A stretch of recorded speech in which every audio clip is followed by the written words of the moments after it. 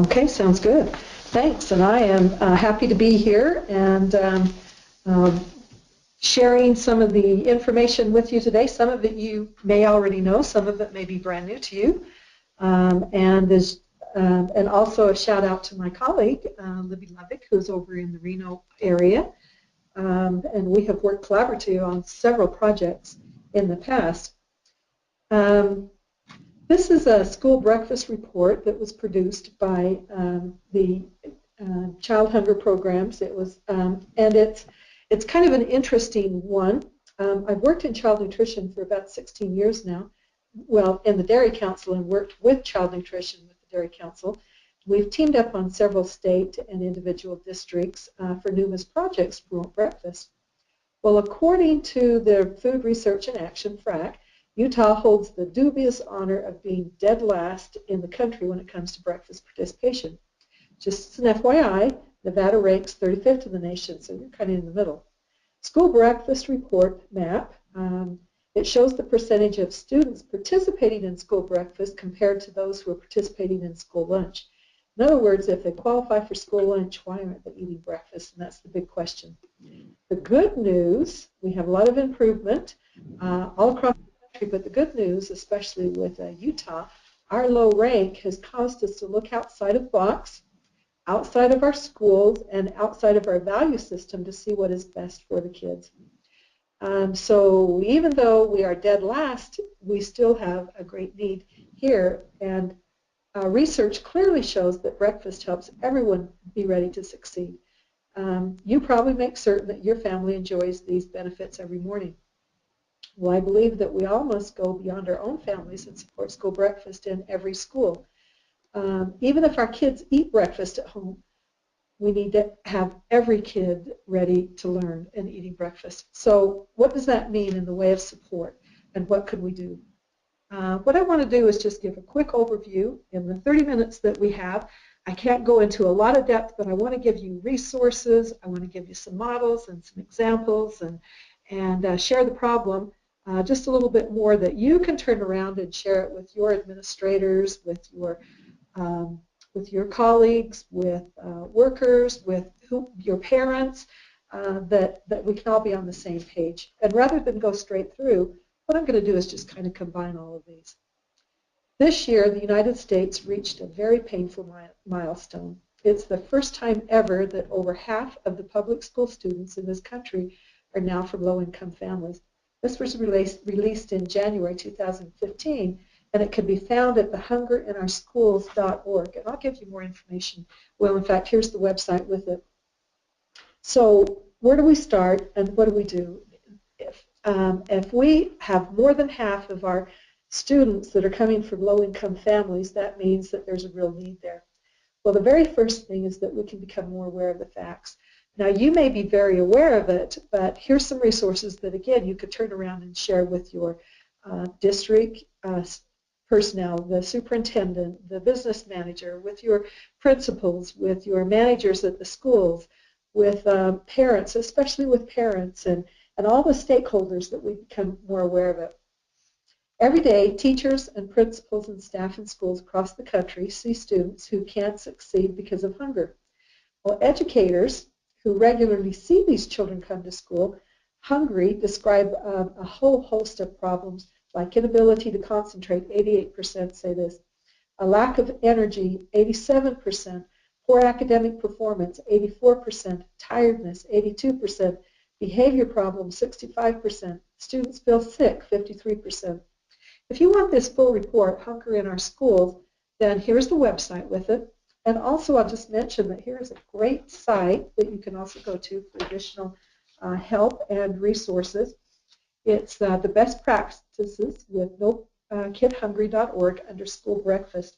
And with this, just to tell you a little bit of the information that's there, there are guides and toolkits. For example, there's a No Kid Hungry, a state legislator's checklist that you can use, as well as a governor's checklist. There's memos from the U.S. Education Secretary. There's a challenge letter. There are examples, and the table of contents is actually collapsed on itself, so even though you're seeing just a little bit of it, there is a lot more to it. There's surveys for teachers perceptions on the school breakfast program.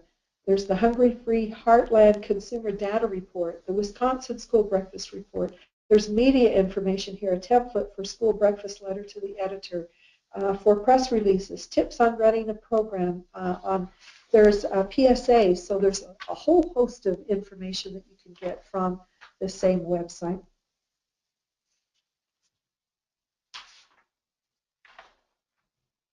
Going back to this study, I just want to make mention that they surveyed a group of teachers, principals, and support staff at the schools for this Hunger in Schools report that came up. They also took care that it was a sound representation across the country. So this is a very nice report that you can use. Okay, the Southern Education Foundation has this great map, another map that I like, and it shows where the percentage of low-income students are in each state. If you look at this, and it's a little bit small right there, but you can see Nevada is at 51% of the students come from low-income families. Utah is at 59% right next door to you. Okay, looking across, you can see that map. It gives us kind of a clue of where we're looking at. Okay, so stopping and looking for just a minute, where's the problem? And again, how can we support it? Well, taking a look at the random medical news of the day, sometimes it seems like it's just a spin of the wheel, and that's where the news comes from. For example, coffee can cause depression in twins, and so it's reported.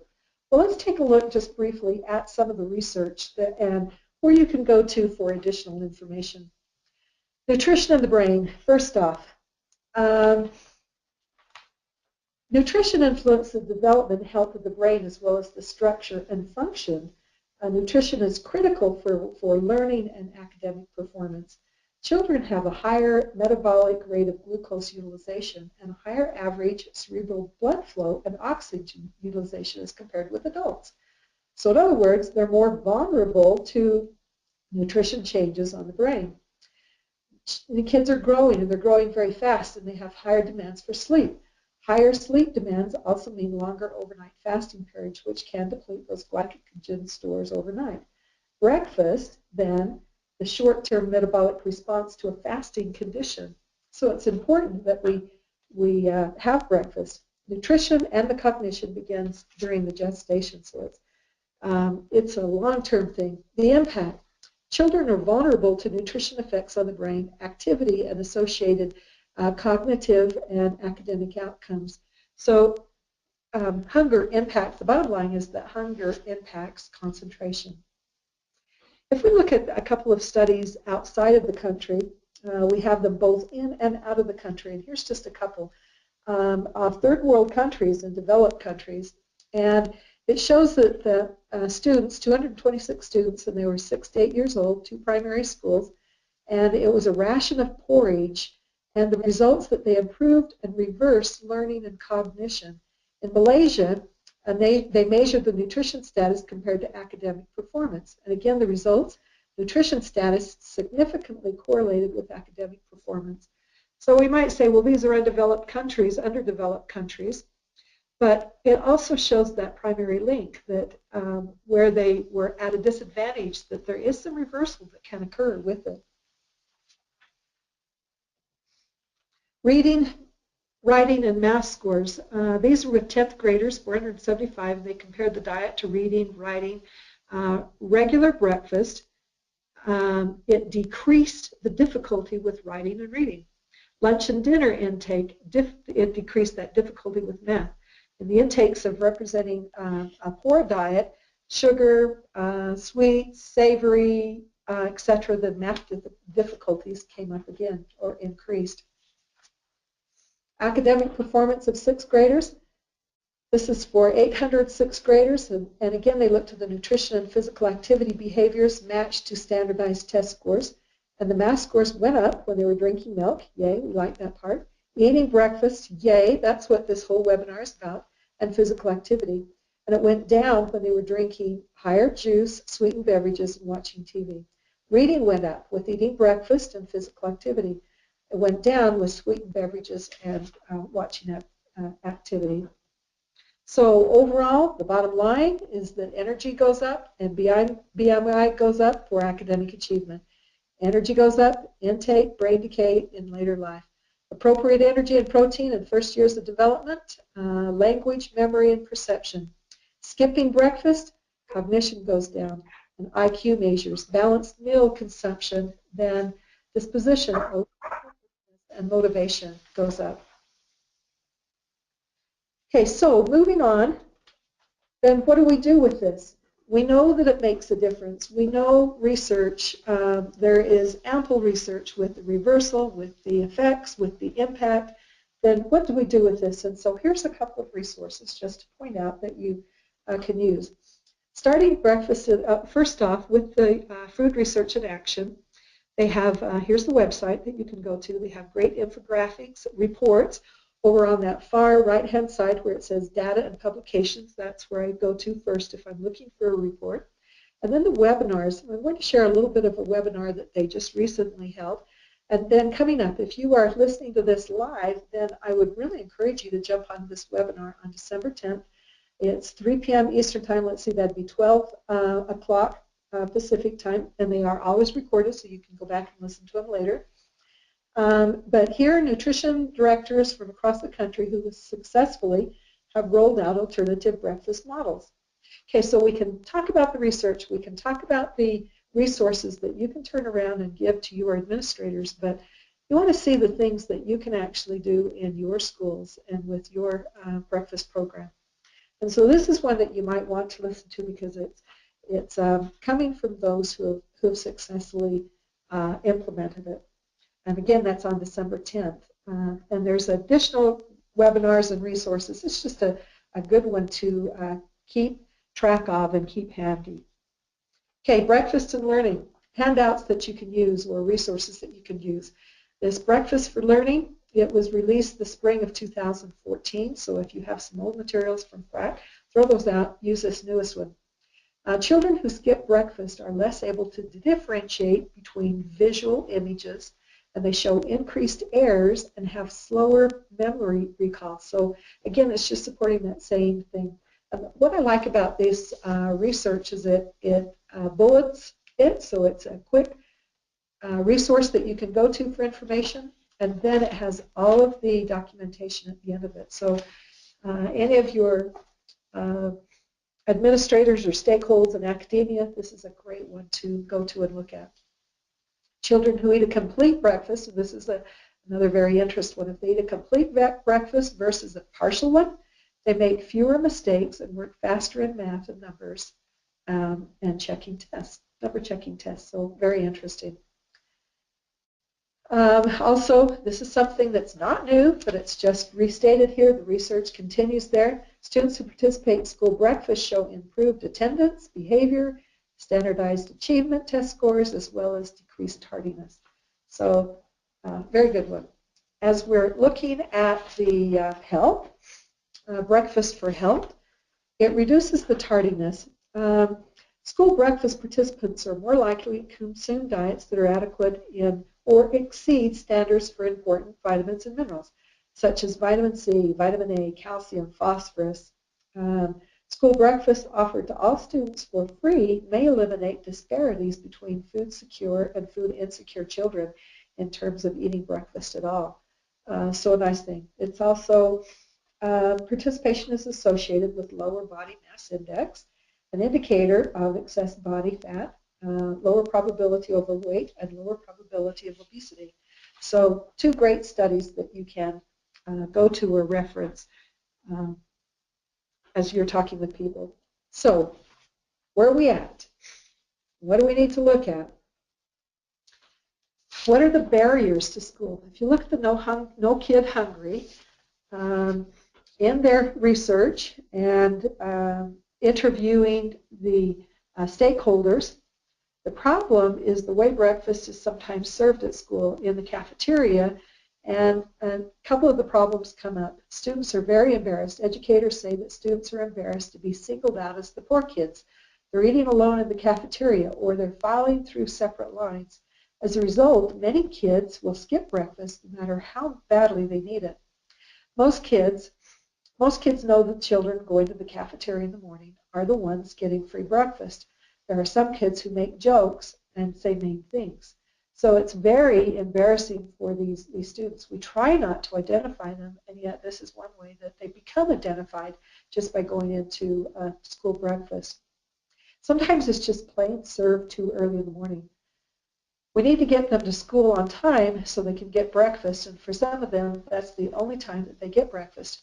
They know that the timing of breakfast programs can be a barrier for some of the students to just simply get there. Some of the students, because of home issues out of their control, they just can't make it to school on time, let alone arrive early enough for school breakfast. For example, one elementary school teacher said one morning he came in late and was grabbing at his stomach. He couldn't concentrate because he hadn't eaten. There was nothing at home. He had to walk to school alone. It's not the child's fault. So we want to concentrate on 3 alternative methods, and there's actually a whole matrix that you could use with each of those. One is breakfast in the classroom, but I think that maybe a better title would be first class is breakfast, or first class breakfast. The next one is second chance breakfast. And backing up, some of the barriers to school breakfast, sometimes they just aren't hungry when they arrive, or the kids want to socialize. And of course, if breakfast is served in the cafeteria and the rest of the students are down the hall in the commons area or on the playground or in the gym, then they're not there where they can socialize with the rest of them. Okay, so FRAC also has a nice metrics to show this. Now the nuts and bolts of it, I'll give you a few that you can look at, and then again come back to this resource. Making breakfast part of the school day. It has a nice matrix right here showing a breakdown, breakfast in the classroom, the grab and go, and the second chance, the preparation and service for each of those, the timing, when it would actually be, distribution, I think that you may be familiar with this, and if not, ask the questions at the end and we can go in more detail with it. But for some it might be, how do you actually distribute the meals? How do you get them to the kids? How do you get the cleanup? And what works best for them? So for example, with the distribution of breakfast in the classroom, as I have been around to the schools, I've seen it in a couple of different ways. One, it's the nutrition staff. The school nutrition staff are volunteers that take the meals into the classrooms. 2 is where the students are assigned breakfast duty, and they go down to the cafeteria and bring the meals, the box back or the cart back to the school. So a couple of different ways that can be managed. Some it's in the classroom when they actually arrive, so as they come into the class, then they pick up their meal and they're able to eat it right there. The grab and go, that would be more the nutrition staff. They distribute the meals, and this can be either in the hallway or in the cafeteria or on the bus or in the commons area, wherever they happen to be at. They can use point-of-sale systems in the cafeteria using kiosks or wireless and manual lists. Second chance, this is after first period or after the day has started, mid-morning. Some have actually called this a mid-morning snack or nutrition break with it. Nutrition staff distributes the meals, and again, that could be in the hallway that older students, secondary students could grab and eat, or it could be they go through the cafeteria. If they're using kiosks,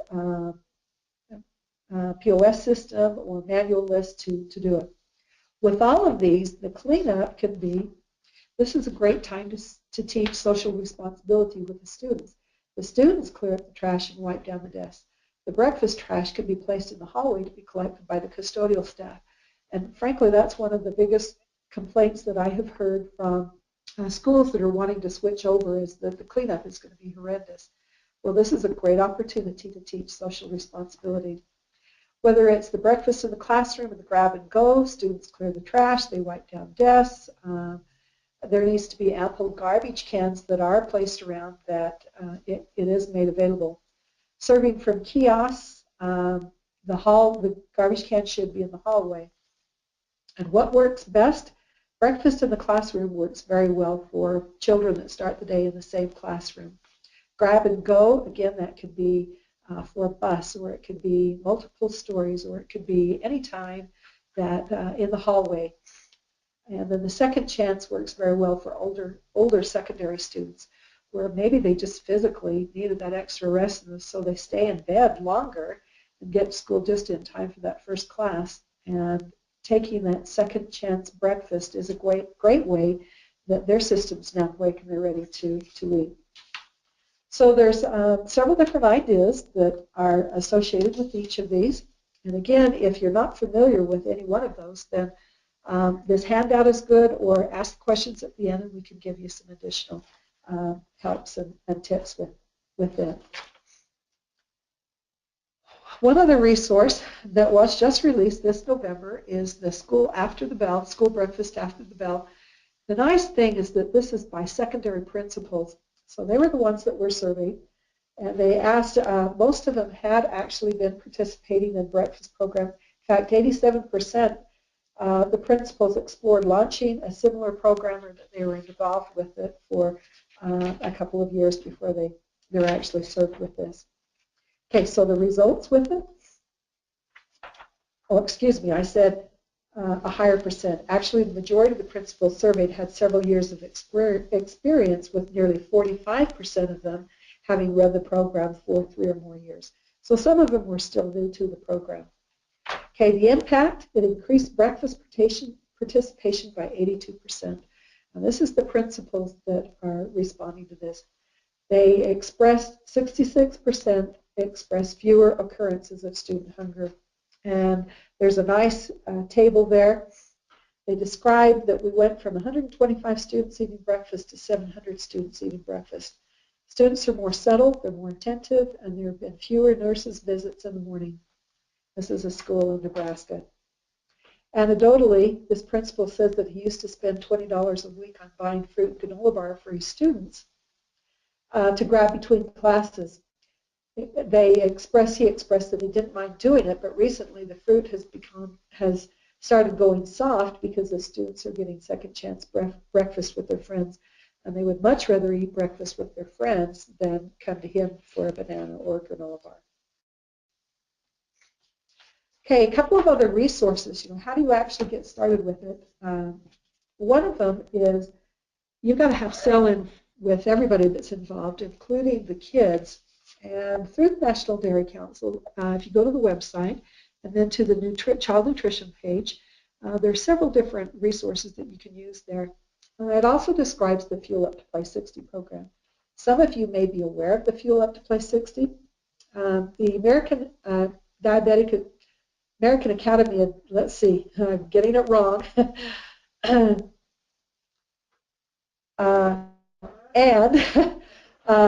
the Society of Nutrition Education and the School Nutritional Association all get together to look at the school environment, how it's critical in teaching health habits, because meals and snacks around the school provide 1/3 of the calories.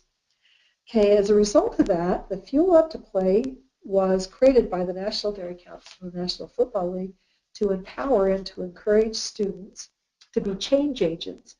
And a report was released just last May on empowering youth, and it looked at the students as change agents. If you want the students, whether elementary, junior high, or high school, these students become very powerful change agents in making a difference.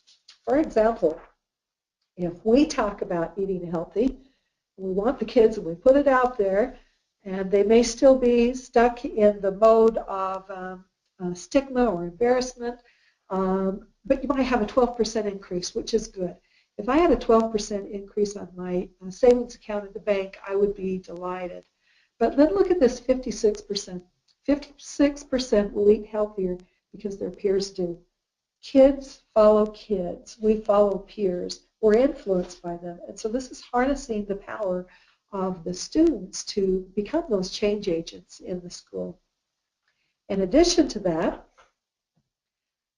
through the Fuel Up to Play 60 program, there are several what they call plays because of the NFL component of it. But here are 4 of them that are listed on the page. There's 5 healthy eating and 5 physical activity. But the schools, as they implement this is additional money that you can use, up to $4,000 per school, to help make breakfast anytime, anywhere a very viable program. So if you're needing materials, if you're needing resources or equipment, this is a great source that you can go to. School Nutrition Association is another resource that I would highly recommend that you access or be aware of. Webinar Wednesdays. This is a webinar that was just recently, it was held, and it was looking at breakfast. And they said breakfast in the classroom, everything you wanted, everything you need to know about implementation that they could say in about 75 minutes. It is archived, so you can go in and listen to it.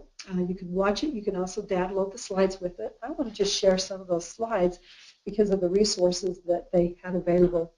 The panelists for this particular webinar, they were from Arkansas and Virginia, 2 different schools. Springdale, Arkansas, and just a little bit about the statistics for the schools. Richmond, Virginia, and also Franklin City. And again, just a little bit of the statistics with it. But here's what I wanted to show. First off, the menus. As you're planning your breakfast, alternative breakfast, then what is the menu? For example, is it something that can go in a bag or into a cellophane bag?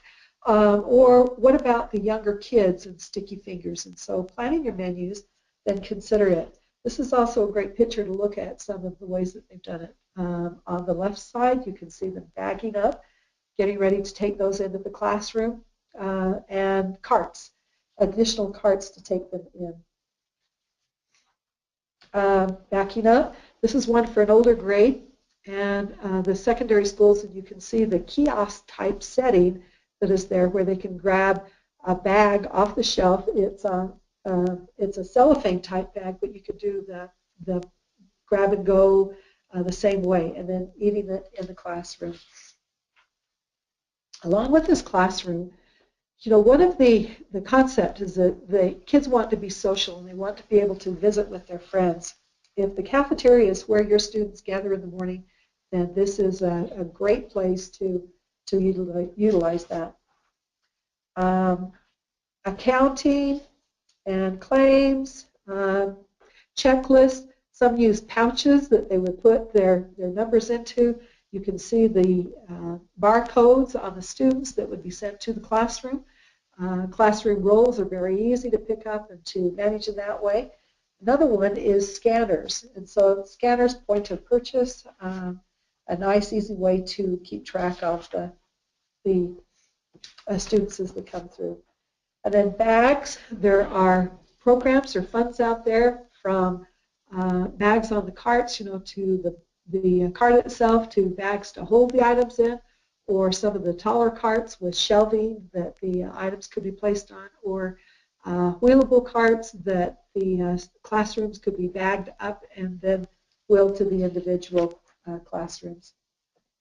Here's a picture in Richmond of them. They had a dolly that they actually took the carts on. Here the cafeteria workers are doing it, but in some of the schools I've watched the students, and they usually send 2 to 4 students down, so 2 students are carrying one of those bags. And they pack it light enough that the students can carry those. Okay, so the management, whether it's the claims, whether it is the cleanup, whether it is the menuing, you know, those are some things that you need to think through. And I just realized that I had forgotten a slide right here, that there's a checklist of items that you can do, and I'll make that available later that can be sent out to the participants and to our individuals that are watching it after the fact. That's a nice checklist. If you're doing it, then this is where when you need to start with the menu planning, and here's when you need to start with what service and who you're speaking to at which which at what time. Another site to just be aware of and a resource for you is the Action for Healthy Kids. In collaboration with School Nutrition, with the PTA, they are actually offering, this one is through the School Nutrition Association, but it's a lights, camera, breakfast contest. And who's eligible for the contest? The school can enter a contest if they're accredited school. They make a short 1-minute in length video that shows what they're doing with their breakfast. And this is going to be rolled out for the National School Breakfast Week coming in March. And so that's just kind of a heads up, other resources that are available on there as well. Okay, so I think our time is almost up, but some of the action steps to be very aware of is that the more you involve others, the more successful it's going to be. Training for your staff, for all individuals that are involved in the school nutrition arena, and then the students. And then the other one is marketing. We can't market enough. And building up a routine. Once the routine is there, then the students are more likely to adhere to it. We're more likely to, when we put in a reimbursable vending machine in one of our schools, they talked about the cafeteria staff spending an inordinate amount of time in preparing the bags and getting them ready to go into the reimbursable machine. Well, after they had established a routine, then it was no more extra time. And then the patients. Okay, so a few more things working with resources that you might have. PSAs, I like this one. This is in Montana, and it's Montana Food Bank, and it has a lot of PSAs that could be used either for the homeroom, for announcements at any time that you're making announcements. A few other examples, and I'll just quickly flip through this really quick. This is with Canyon District, and they put together posters using the high school students from each of the high schools doing it. It was a theme of heroes and success of these athletes, and they're eating breakfast. Some fun ones. Carbon District, it was universal breakfast, so they did it in the classroom, and they had a hard time getting the word out. So they actually put a wrap on the side of their trucks. And so these trucks, as they were driving throughout the communities, it was a great advertising, free breakfast. There's different images with each of those. The reimbursable vending machine, this is like the grab and go. It's outside of the classroom. The kids could get it. The students, anytime. This would work better with the secondary students. And then involving others. Okay.